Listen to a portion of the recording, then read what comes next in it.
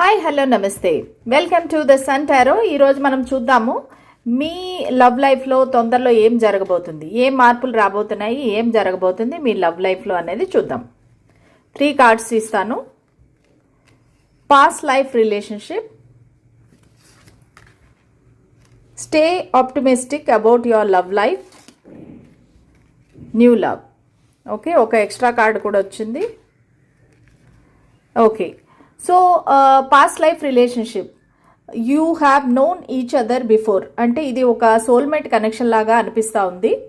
So new love రాబోతుంది మీ లైఫ్లోకి. ఒక న్యూ పర్సన్ వస్తారనమాట, వచ్చి మీకు వారే మీ సోల్మేట్. సో మీరు వీళ్ళని మేనిఫెస్ట్ చేసినట్టున్నారు. సో వాళ్ళు మీ లైఫ్లోకి రాబోతున్నారు. Stay optimistic.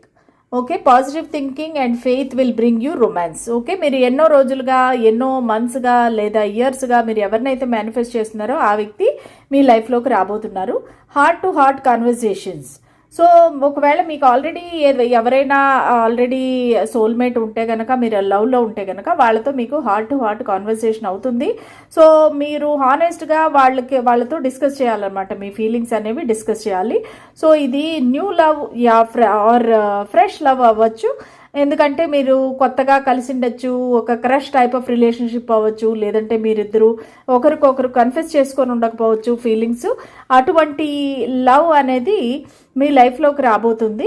కానీ మీరు స్టే ఆప్టిమిస్టిక్, మీరు పాజిటివ్గా ఉండాలి, పాజిటివ్గా థింక్ చేయాలి.